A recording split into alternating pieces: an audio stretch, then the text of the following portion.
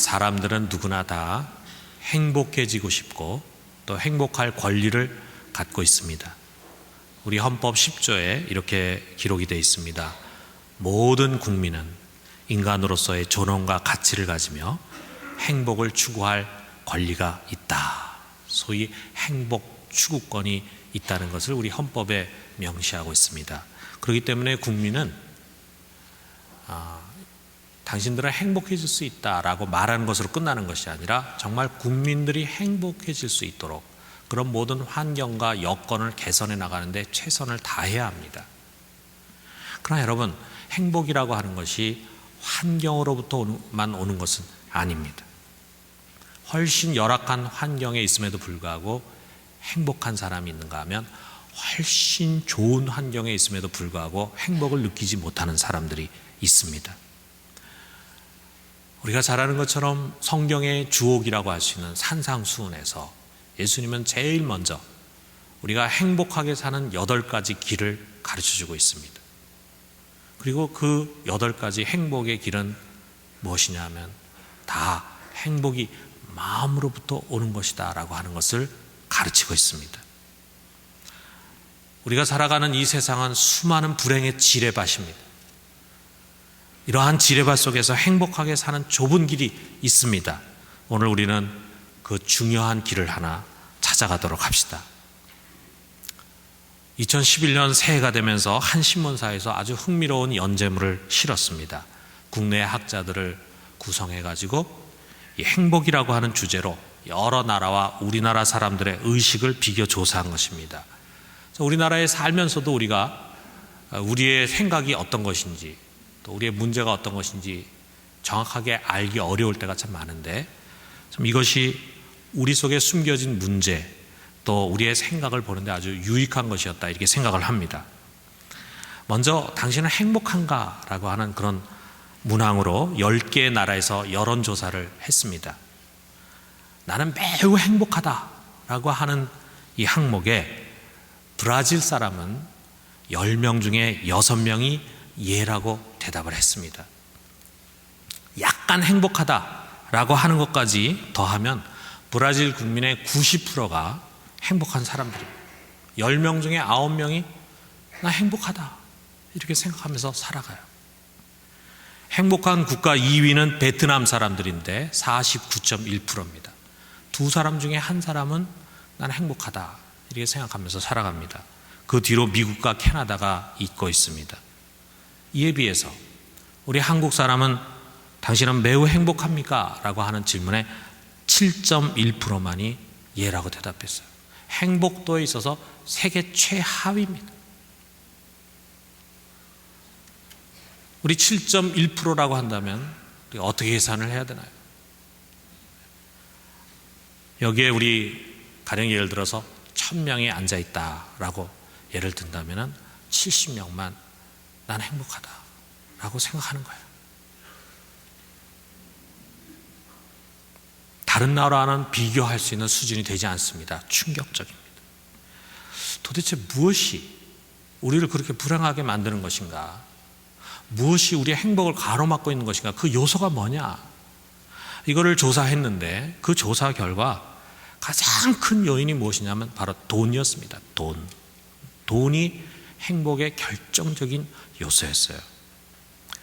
돈이 없어서 우리나라 사람들이 돈이 없어서 가난해서 그러면 행복을 못 느끼느냐? 그것도 아닙니다. 미국의 정치학자인 로널드 잉글하트에 의하면 가난한 나라 사람들에게 있어서는 돈이 행복의 아주 중요한 요소로 작용한다는 거예요. 그런데 1인당 국내 총생산인 GDP가 15,000달러를 넘어가게 되면은 이 수학 체감이라고 하는 것이 발생하면서 더 이상 돈이 행복에 큰 영향을 주지 않는 것이 일반적인 현상이라고 말을 합니다. 그런데 여기에 아주 큰 예외가 있는데 바로 그것이 우리나라는 15,000달러가 아니라 2만 달러를 넘어섰음에도 불구하고 돈과 행복은 무관하다라고 생각하는 사람은 7%에 불과합니다. 7%. 나머지 90%가 넘는 사람들이 여전히 나의 행복에 중요한 요소는 돈이다라고 생각한다 이거예요. 참 이상한 현상이라 이거죠. 이상한 현상. 우리보다도 못 사는 인도네시아는 44.2%, 베트남은 20.8%가 행복은 돈과 상관이 없다, 이렇게 답을 한 것과 비교가 됩니다. 다시 말해서 우리는 많이 여유 있게 살고 있음에도 불구하고 여전히 행복에 돈을 걸고 있는 사람들이야. 이런 원인이 어디에 있는가? 무엇보다도 우리 속에 있는 물질적인 가치관 때문에 그렇다는 것입니다. 이 잉글 하트라고 하는 사람이 세계 가치관 조사를 했는데 거기에 따르면은 우리 한국인의 물질에 대한 집착이 미국 사람의 3배고 일본 사람의 2배에 달한다는 거예요. 우리가 과거에 일본 사람을 이코노믹 애니멀이라고 그랬어요. 돈만 아는 사람들이라고 그랬어요. 그런데 이제는 일본 사람이 아닙니다. 한국 사람입니다. 일본 사람의 2배 물질에 집착을 해요. 모든 것이 다 돈이에요. 저출산의 원인도 돈 때문입니다. 지금 가장 큰 고민도 돈입니다. 미래 세대를 위협하는 요인도 돈입니다. 돈 때문에 가정이 깨지고, 돈 때문에 사람을 죽이고, 돈 때문에 부정부패가 줄어들지 않고, 돈에 대한 탐욕 때문에 명예를 잃고 직장을 잃는 사람들이 많습니다. 소위 공직자로 나와서 청문회를 받는 사람들의 대부분 속에서 우리는 저렇게까지 부정해서 재산을 늘리려고 했나 깜짝 놀라게 돼요. 도대체 이 나라에 정직한 사람이 누가 있는가? 돈이 모든 것의 가장 중심에 서 있습니다. 이런 물질에 대한 집착이 어디서 왔는가? 사람들은 너무 급속한 경제 성장이 그 원인이라고 추측을 하기도 합니다. 우리나라는 1960년대 초에 비해서 소득이 지금 250배 증가를 했습니다. 이렇게 급속하게 경제가 성장한 나라가 세계의 유례를 찾아보기 어려워요. 그런데 이 급속한 성장의 과정에서 보면은 벼락부자라고 하는 것이 많이 발생했어요. 그러다 보니까 사람들 속에 일확천금에 대한 기대 심리가 많이 형성이 됩니다. 열심히 건강하게 노동해서 그 노동의 대가를 받겠다는 생각보다는 벼락부자가 되고 싶다, 일확천금에 대한 기대 심리가 있어요. 빈부격차가 심합니다. 극심한 경쟁, 남과의 비교가 일상화되어 버렸어요. 우리 속에 보이지 않게 습관이 되어 버렸어요. 과중한 일로 인해서 가정을 소홀하게 되고 친구와 멀어지면서 사람 관계와 내면에서 오는 행복이 희생을 당해버렸습니다. 그 결과로 OECD 국가들 중에 가장 급격한 경제 성장인 경제적인 성공을 거두었지만 삶의 만족감은 가장 밑바닥이 되고 말았습니다. 여러분, 이게 남의 이야기가 아닙니다. 우리가 살고 있는, 우리가 몸담고 있는 이 사회의 모습입니다. 그냥 목사가 막연하게 추측해서 하는 이야기가 아니라 일간지가 세심하게 조사해서 낸 결론입니다. 영적으로 표현한다면 우리 사회는 강한 만모니즘의 영향력 아래 놓여 있어요. 아마 교인들만 대상으로 조사를 한다면 우리나라의 그리스도인들 역시 다른 나라의 그리스도인들에 비해서 돈에 더 많이 집착하고 있고 만몬에 더 많이 눌려 있을 것입니다. 목회자들도 마찬가지입니다. 많은 목회자들이 돈 문제로 넘어지고 있습니다. 한국 교회, 이 만몬의 힘이 얼마나 집요하고 강력한지 몰라요. 여러분, 우리는 바로 이런 시대 속에서, 이런 환경 속에서 정신을 바짝 차려야 합니다. 우리가 이 세대를 본받지 말고 성령의 가르침으로 언제든지 돌아가려고 해야 합니다. 성경은 부와 물질을 정죄하지 않습니다. 만물의 주권이 하나님에게 있고 그렇기 때문에 그로부터 부귀영화가 온다고 말하고 있어요. 역대상 29장 12절에 보면은 부와 기가 주께로 말미암고 또 주는 만물의 주제가 되사 손에 권세와 능력이 있사오니 모든 사람을 크게 하심과 강하게 하심이 주의 손에 있나이다. 이렇게 말씀합니다. 하나님이 우리에게 모든 좋은 것을 후히 주십니다. 그 모든 것이 주님으로부터 오십니다. 그리고 그것을 누리게 하십니다. 이게 여기 우리가 좀 전에 읽은 이 17절에 있는 말씀이에요. 그렇기 때문에 여러분, 우리가 열심히 일해서, 성실하게 일해서 좋은 보수를 받고, 그리고 장사와 사업을 잘해서 돈을 많이 버는 것은 건강한 삶입니다. 이것은 어떻게 보면 막스 베버가 지적한 바와 같이 프로테스탄트 정신이에요. 이것이 자본주의를 잘 일궈냈어요. 그런데 동시에 성경은 재물이라고 하는 것이 우리가 가장 경계해야 할 대상이라고 하는 것을 말해주고 있습니다. 주님은 하나님과 재물을 우리가 겸하여 섬길 수 없다고 분명히 선언하십니다.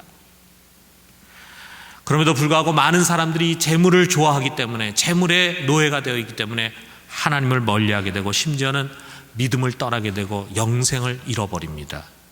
그렇다면 어떻게 해야 되는가? 오늘 우리가 주신 이 귀한 말씀 속에서 우리는 재물을 대하는 중요한 두 가지를 마음에 담아야 합니다. 그 첫 번째 뭐냐? 재물에 소망을 두지 말라라고 하는 것입니다. 자, 여기 17절에 있는 말씀 우리 같이 한번 읽어봅시다. 시작. 내가 이 세대에서 부한 자들을 명하여 마음을 높이지 말고 정함이 없는 재물에 소망을 두지 말고 오직 우리에게 모든 것을 후히 주사 누리게 하시는 하나님께 두며. 여러분, 세상을 사는데 돈이 필요합니까? 필요하지 않습니까? 아무리 영적이고 신령하고 탁월한 사람도 돈이 없이는 살 수가 없어요. 우린 돈이 필요합니다. 재물이라는 것이 꼭 있어야 합니다. 그렇기 때문에 하나님은 우리의 필요를 채워주십니다. 후히 주시고 누리게 해주십니다. 그런데 문제는 뭐냐면 우리들 속에 언제나 만족하지 못하는 욕망이라는 것이 있어요. 하나님이 주는 것에 만족하지를 못합니다. 더 많이, 더 높이, 더 크게 끊임없이 이런 목표 지점을 잡습니다. 그리고 거기에 오아시스가 있을 것이라 착각을 해. 거기에 행복이 있을 것이라 착각해요. 그리고 그것을 향해서 달려갑니다. 그런데 여러분 보면 그건 신기루거든요. 거기 가봐야 오아시스는 없습니다. 또 저 멀리에 오아시스가 보입니다. 그것을 향해서 달려가요. 거기도 없습니다. 이런 일을 끊임없이 반복해. 여러분, 한번 우리가 생각해 봐요. 우리는 1960년도보다 점점 나아져서 지금은 250배나 더 잘 살게 되었습니다. 우리가 이런저런 인플레이션 다 감안한다고 해도 정말 무지무지하게 많이 잘 살게 된 거예요. 그럼에도 불구하고 유감스럽게 대부분의 우리 한국 국민들은 부족하다고 생각합니다. 때로는 정치 지도자들이 그것을 충동질합니다. 아직 아니라고 생각을 해요. 더 나은 삶의 질이 필요하다고 말합니다. 4만 불, 5만 불의 GDP를 가진 스위스나 덴마크 같은 수준으로 올라가야 한다고 생각을 합니다. 여기에 만족하지 말고 이제부터 지금보다 2배의 소득을 목표로 달려가는 거예요. 그러면은 저들처럼 행복해질 수 있을 것이다. 아닙니다. 여러분, 우리는 여기서 스톱하는 게 필요합니다. 우리에게 필요한 것은 더 나은 삶의 질이 아닙니다. 자족하는 것입니다. 우리가 정말 배워야 할 것은 자족할 줄 아는 삶입니다. 여기 디모데전서 6장 7절에서 8절에 이것을 가르치고 있습니다. 우리 같이 한번 읽어봅시다. 우리가 세상에 아무것도 가지고 온 것이 없음에 또한 아무것도 가지고 가지 못하리니 우리가 먹을 것과 입을 것이 있은즉 족한 줄로 알 것이니라. 우리가 먹을 것과 입을 것이 있어요. 그러면은 만족할 줄 알아라. 이게 성경의 가르침입니다. 그 당시 사는 사람들도 먹을 것과 입을 것, 이것만 필요했겠어요? 자식 교육시키고 보다 더 문화적인 삶을 살고 누리는데 재물이 많이 필요했겠죠. 그런데 성경이 우리에게 가르치는 것은 먹을 것과 입을 것이 있다면 족한 줄로 여겨라. 자족해라, 자족해라. 여러분, 자족하는 것은 우리 본능으로 되지 않습니다. 그것은 오히려 본능을 거스리는 것입니다. 우리의 본능, 우리의 욕망이라고 하는 것은 만족이 없습니다. 끝이 없습니다. 그렇기 때문에 우리는 이것을 연습해야 돼요. 성령으로 연습을 해야 돼요. 영으로서 몸의 욕망을 죽이는 것입니다. 여러분, 우리의 기도 제목은 지금보다 좀 더 높은 단계, 지금보다 좀 더 부한 단계, 지금보다 좀 더 여유 있는 단계로 올라가게 해 주시옵소서 하는 기도가 아닙니다. 여러분과 나에게 필요한 기도 제목은 나에게 지금에 만족할 수 있는 지족의 마음을 주시옵소서. 이게 우리의 기도 제목이 되어야 합니다. 주여, 당신의 은혜가 족합니다. 저는 만족합니다. 이렇게 말할 수 있는 사람이 진정 능력 있는 사람입니다. 힘 있는 사람입니다. 행복할 수 있는 사람입니다. 오늘날 많은 그리스도인들이 예수님이 사단으로부터 시험을 받을 때 하신 말씀과는 정반대되는 말씀을 붙잡고 살아갑니다. 사람이 하나님의 입에서 나오는 말씀으로만 살 수 있나요? 세상이 주는 떡으로 사는 것입니다. 그래서 가급적이면 시간을 늘려서 돈 버는 데 투자하려고 합니다. 그러다 보면 생활 수준이 또 높아지죠. 소비가 더 많아지죠. 돈이 더 필요하죠. 그러니까 돈 좀 더 벌어야 돼. 거기에 좀 더 많은 시간을 들여야 돼. 그래서 너무 바빠서 하나님의 말씀을 읽을 수가 없고 배울 수 없어요. 너무 바빠서 훈련을 받을 수도 없습니다. 선하고 거룩한 일에 헌신할 여유조차 없습니다. 아닙니다, 여러분. 우리가 정신을 차려야 합니다. 마귀의 소리에 단호히 우리가 외쳐야 합니다. 사단아 물러가라. 사람이 떡으로만 사는 것이 아니다. 하나님의 입에서 나오는 말씀으로 사는 것이다. 여러분, 돈은 결단코 우리의 내면을 채울 수가 없습니다. 행복의 근원은 오직 하나님이십니다. 우리에게 필요할 때 필요한 것을 후히 주시고 누리게 하시는 그분, 그 하나님만이 우리의 소망이 될 때 우리는 재물을 바르게 지배하고 다스리고 관리할 수 있는 자가 되는 것입니다. 재물이 아니라 오직 하나님께만 소망을 두는 우리 모두가 되기를 주님의 이름으로 축원합니다. 두 번째로는 선한 사업에 부해야 한다, 이렇게 가르칩니다. 여러분, 세상은 돈에 대한 지혜를 이렇게 가르치죠. 돈을 잘 모아야 된다고 말합니다. 그리고 그것을 재투자해가지고 늘리는 사람이 지혜로운 사람이라고 말합니다. 그래서 부동산, 주식, 펀드 이런데 재투자를 잘해가지고 돈을 많이 늘린 재투자의 귀재들의 말에 사람들이 귀를 기울여요. 이들이 각광을 받습니다. 누군가 어디에 땅을 사가지고 배로 그것이 올랐다 하는 얘기 들으면은 집사고 권사고 장로고 한탄합니다. 나는 뭐 했노? 나는 뭐 했노? 저 사람 똑같은 돈 가지고 지금 2배로 늘려가지고 저렇게 떵떵거리고 사는데 나는 뭐 했노? 극히 부러워합니다. 그것을. 여러분, 성경의 지혜에 귀를 기울여야 합니다. 성경 그렇게 가르치지 않습니다. 재물을 모으지 말고 쌓아두지 말아야 한다고 말합니다. 돈을 쌓아두면 그것은 나에게 독이 됩니다. 내 신앙의 걸림돌이 됩니다. 신뢰의 대상이 되고 나아가서는 우상이 됩니다. 하나님을 더 이상 의지하지 않게 하고 우리로 하여금 기도하는 마음을 빼앗아갑니다. 그리고 얼마 안 가서 그 재물은 녹이 슬게 되고 도둑이 들어서 다 잃어버리게 됩니다.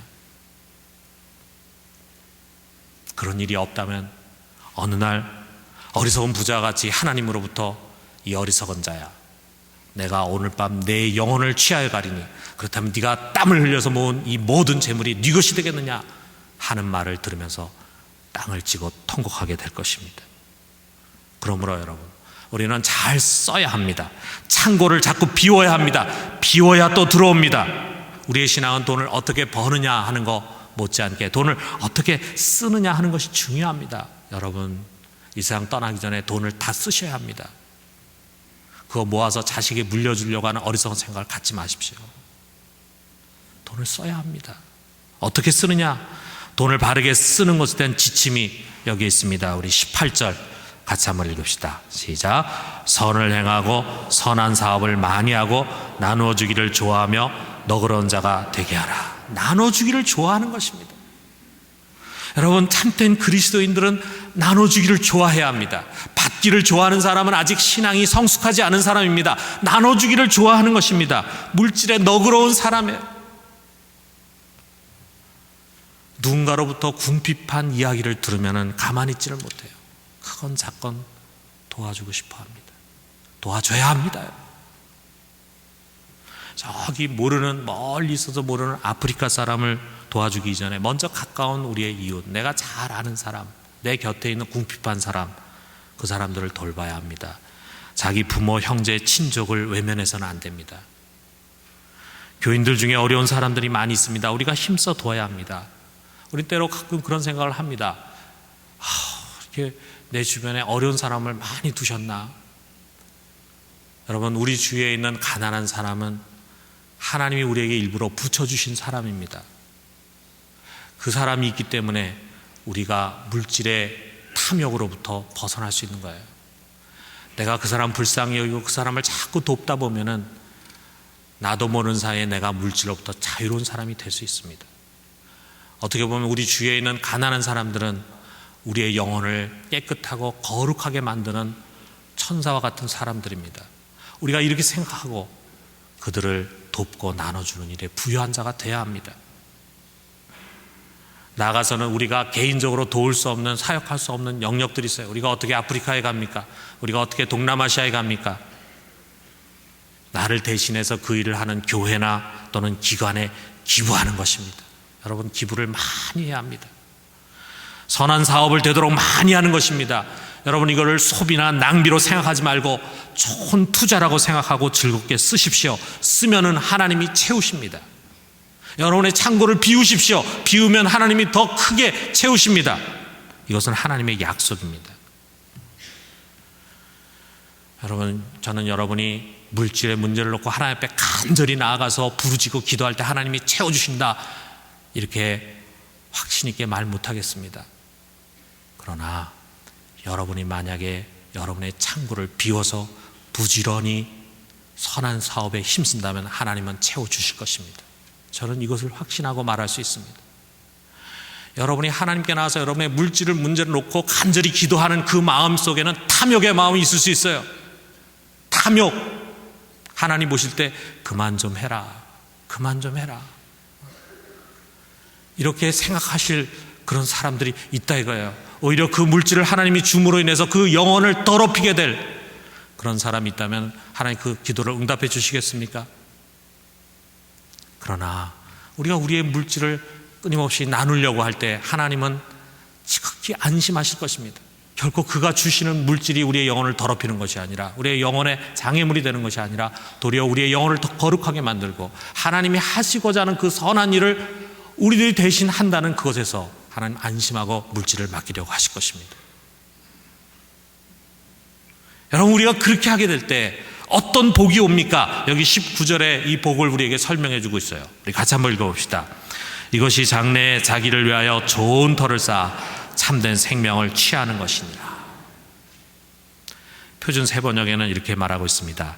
그렇게 하여 앞날을 위하여 든든한 기초를 스스로 쌓아서 참된 생명을 얻으라고 하십시오. 우리가 그렇게 하게 될 때, 우리가 선한 사업에 힘쓰고 나눠주고 너그러운 자가 될 때 우리의 미래를 위해서 확실한 보험을 드는 것입니다. 보험. 미래를 대비해서 드는 보험. 어떤 보험보다도 가장 확실한 보험입니다. 다른 보험회사는 망할 수 있지만 우리 하나님 망하지 않아요. 다른 보험회사는 사기칠 수 있지만 우리 하나님 사기치지 않습니다. 어떤 어려움이 와도 흔들리지 않고 비바람이 불고 창수가 나도 끄떡없습니다. 하나님 지켜주시기 때문에요.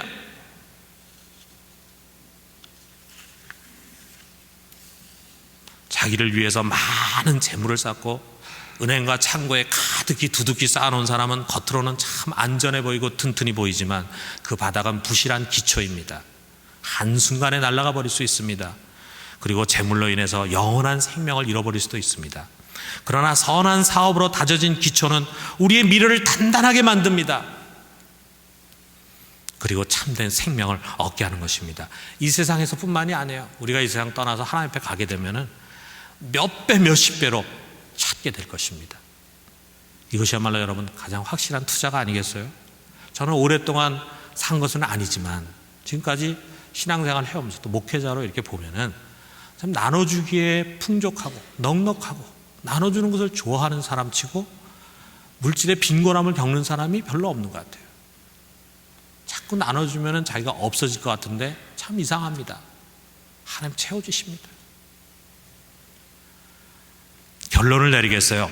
여러분, 우리나라의 행복을 연구한 학자들이 말이에요, 이런 얘기합니다. 우리나라 사람들은 러닝머신을 타고 달리는 것과 유사하다 그랬어요. 러닝머신, 여러분 집에서 러닝머신 또는 헬스클럽에 가서 러닝머신 타시는 분은 알겠지만 달려도 제자리입니다. 달려도 제자리예요. 아무리 돈을 많이 벌어도 더 큰 만족감을 얻기 위해서 더욱더 많은 물질을 필요로 해. 그러면 이만큼 달렸으면 좀 됐을 것 같은데 만족이 안 돼. 또 뛰어야 돼. 그래서 그들이 낸 결론이 뭐냐면, 행복을 얻으려면, 우리 한국 사람들은 행복을 얻으려면 이 물질의 러닝머신에서 내려와서 숨을 고를 필요가 있다는 거예요. 여러분, 이게 정답입니다.